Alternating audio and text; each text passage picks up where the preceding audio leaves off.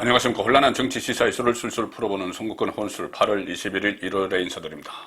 자, 어제 오늘 주말에도 이준석 소동으로 정가는 계속 시끄러웠습니다.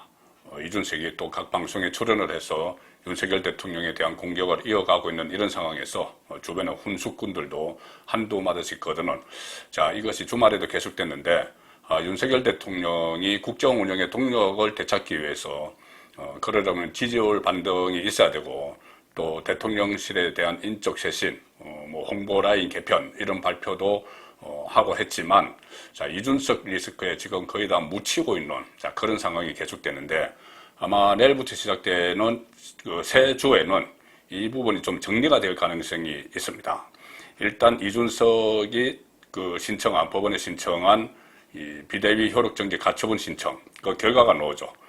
신청, 이 심리 결과가, 재판 결과가 어떻게 나오든지, 지금 이준석 입장에서는 4중, 5중의 차단벽에 지금 갇혀있기 때문에, 국민의힘 복귀는 불가능합니다. 만약에 이번 주에 이 심리 결과 기각이 되면, 이준석이 정리되는 시간은 더욱 빨라질 것이고, 만에 하나 인용이 되더라도, 지금 주호영 비대위원장도 오늘 그런 이야기를 했는데, 그 인용이 되면 엄청난 혼란이 온다고 하지만, 약간의 혼란은 있겠지만, 이 직무대행체제로 다시 일단 돌아가면서 절차를 갖춰서 법원이 지적하는 그 무엇이 절차의 이 부당성이 있는 것인가, 결함이 있는 것인가, 그것을 보충을 하면은 또다시 이 비대위로 갈 수 있다. 자, 이런 이야기이기 때문에 그 과정에서 이준석이 얻는 실리는 없습니다. 그렇다고 이준석이 대표로 복귀하는 것도 아니고, 그냥 이 비대위 체제를 다시 출범시켜야 되는, 자, 그런 상황이기 때문에,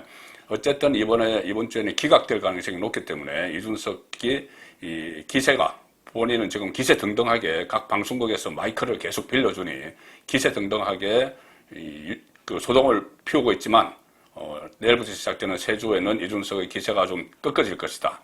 자, 그리고 이 상황에서 이준석이 지금 마지막으로 기대하는 것은 사실 이겁니다. 뭐냐면, 이준석이 다음 전당대회에 다시 출마를 해서 당대표로 재선을 하면은 본인이 다시 당권을 잡고 윤핵관들 혼내주겠다. 내가 다시 당을 완전히 장악을 하겠다.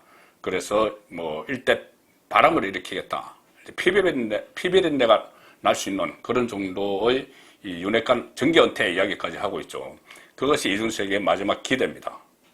자, 그렇게 그 기대를 채우기 위해서는 이준석의 당원권이 다시 살아나는 것이, 복권되는 것이 내년 1월 8일이죠. 1월 9일부터입니다. 1월 8일까지니까. 어쨌든 그 시점 이전에 전당대회가 열려서 새 당 대표를 뽑으면 이준석은 출마 자체가 막히죠. 그래서 지금 그 이준석이 가장 노리는 것은 전당대회가 1월 9일 이후에 열리도록, 그래야지 본인도 출마를 할 수 있습니다. 자, 그런데 이 전당대회 결정하는 것, 주호영 비대위에 달려있죠. 자, 그런데 오늘 주호영 비대위원장이 정말 아슬아슬하게 이준석의 애간장을 태우는 그런 발언을 했습니다. 주호영 비대위원장, 물론 뭐 그 뒤에는 정권 차원의 어떤 조율이 있겠지만은, 일단 주호영 비대위원장의 오늘 말을 빌면 이준석은 재출마를 할 수 있을지 없을지 곧 딱 경계선에 지금 서 있습니다. 아마 간당간당한, 아마 이것을 노리고 주호영 비대위원장이 이야기를 했을 텐데, 자, 주호영 위원장의 말은 이겁니다. 오늘 KBS에 출연을 해서 자기 당대표 선출 시기와 관련해서 연말경인 12월경에 전당대회를 시작하면 1월 말이나 2월경에 아마 새 지도부가 뽑힐 것이다. 이렇게 이야기했습니다. 이번 비대위는 대략 정기국회가 끝나고 나서 전당대회를 시작해야 하는 점에 대해서 많은 의원들이나 당원들이 공감을 하고 있다. 자, 이 말이 상당히 이준석에게는 어떤 그 경계선에서 왔다 갔다 하는 그 말인데, 왜 그러냐면 이렇습니다. 정기국회가 끝나는 시점은 12월 2일입니다. 예산안의 법정 처리 시한이죠. 그러면 12월 3일 이후에 전당대회를 시작한다는 말인데, 자, 전당대회를 이제 시작을 하는 건 시작하는 것이고, 뽑히는 날, 그리고 후보 등록하는 날이 중요하겠죠. 만약에 지금 주호영 위원장이 이야기한 대로 1월 말에 새 지도부가 뽑힐 것이다. 자, 이렇게 되면 1월 말에 뽑히면 이준석은 재출마 못합니다. 그리고 2월경에도 뭐 뽑힐 수가 있다 이렇게 이야기했는데 2월 중순 이후에 뽑으면 이준석 출마할 수 있습니다.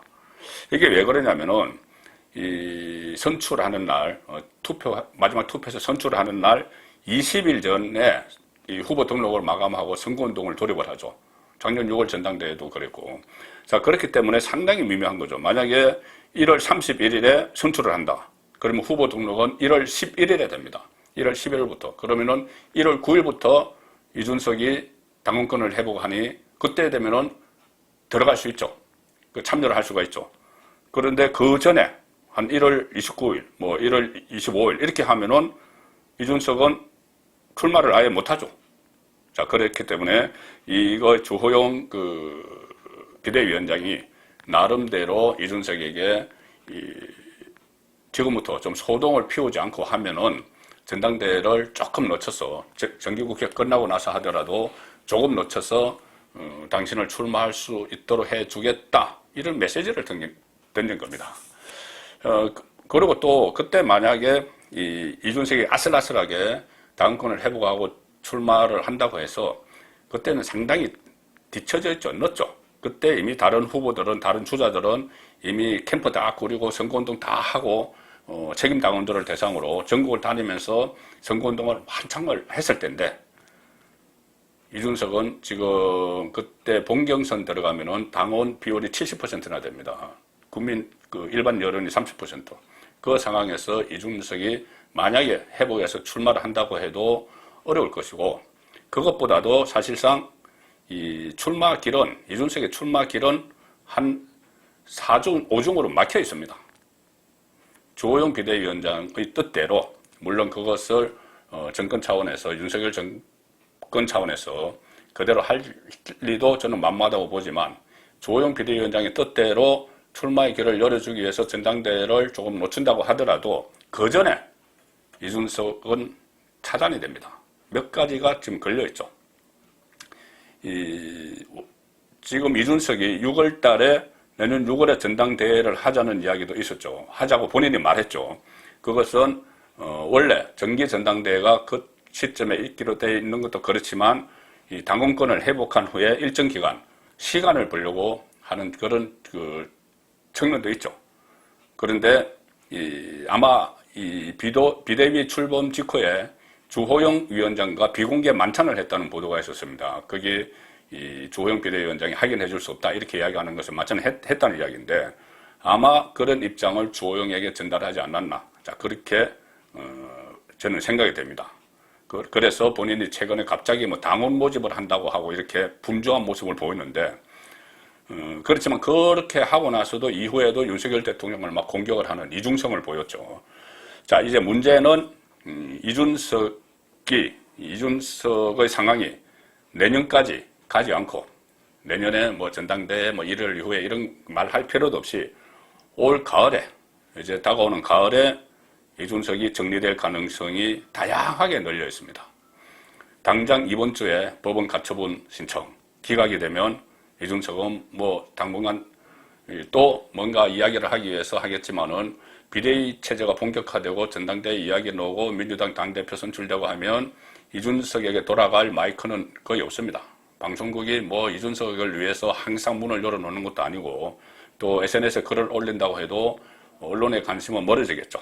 그리고 만에 하나 인용되더라도 잠시 혼란이 있을 뿐 이준석이 복귀하는 것도 아니고 직대 체제로 가서 다시 절차 밟으면 된다.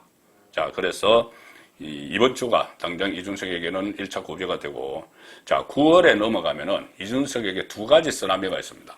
두 가지 쓰나미. 이것이 한꺼번에 몰아닥칠 수도 있고 순차적으로 몰아닥칠 수도 있습니다. 하나는 이양희 국민의힘 윤리위원장이 추가 징계를 예고를 했죠.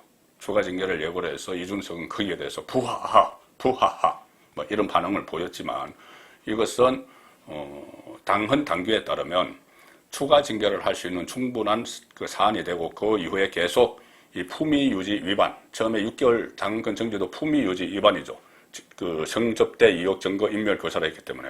근데 그 이후에 지금 윤석열 대통령에 대한 공격을 하고 여기저기 자중 질환을 일으키니 이 징계위원회에서 징계 대상 1호가 당에 심대한 해를 끼친 자입니다.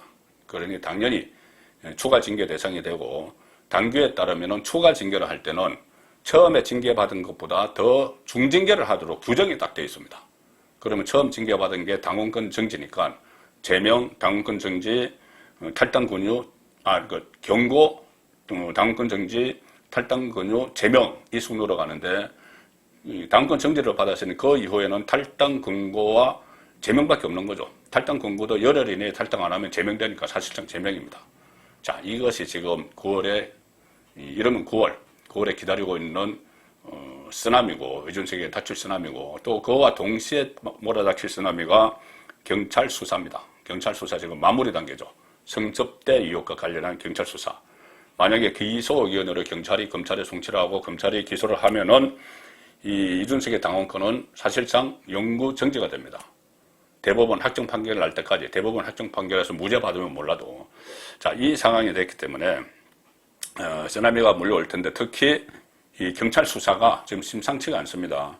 지금 이 정치권에 나돌던 이야기는 이것이 서울경찰청의 반부패 공공수사대에서 수사를 하고 있는데, 이거 너무 이준석에 대한 수사가 미뤄지는 것 아니냐, 그렇게 하면서 일부에서는 이 반부패 공공수사대장의 어떤 정치적 성향에 대한 이야기도 막 나오기 시작을 했죠. 그런데 이 사람이 최근에 교체가 됐습니다. 그때 서울청장이 왜 그렇게 이준석에 대한 강제 수사를 빨리 안 하느냐고 뭐 질책을 했다는 그런 보도도 나왔었죠. 그 공공수사대장이 교체가 됐습니다. 물론 서울청장은 그 교체에 대해서 뭐 시점이 됐을 거랬다고 하지만 공교롭죠. 지금 한창 수사를 하고 있는데 수사대장을 교체를 한 겁니다. 그리고 서울청장이 최근에 이런 이야기를 했죠. 기자 간담회에서 이 이준석 사건에 대해서는 핵심 참고인 조사를 진행 중이다. 그리고 김성진 아이카이스트 대표, 그 성접대를 했다는 사람이죠. 이 김성진에 대한 구치소 진술은 한 차례 남았다 이렇게 했는데, 그 이후에 한 차례가 실시가 됐기 때문에 구치소 진술이 마무리가 됐습니다. 한 6차례 정도 진술을 받았죠. 그러면 모든 것이 이제 확보되어 있고, 김성진은 새로운 주장도 많이 했습니다. SK 최태원 회장 사면을 위해서 뭐 적대를 했다, 뭐 여가수를 소개시켜달라고 해서 소개시켜주고 100만 원짜리 식사를 했다, 이런 이야기까지 새로운 이야기들도 많이 했기 때문에, 또 수사대장이 교체가 됐기 때문에 이준석에 대한 경찰의 수사 발표, 이것도 이러면 9월 중에는 있을 가능성이 높다. 그래서 이준석은 3중, 4중, 5중의 자물쇠로 차단이 되어 있는데, 국민의힘에 돌아가는 길이. 자, 이 상황에서 최근에는 이준석에게 마지막까지 남아있던 우호적인 인물들도 일제히 다 돌아서고 있습니다. 홍준표 대구시장은 일찌감치 돌아섰고, 뭐 김건식, 또 오늘은 손수조, 과거에 박근혜 그 대통령 시절에 손수조와 이준석이 박근혜 키즈 이렇게 상당 관심을 모았죠.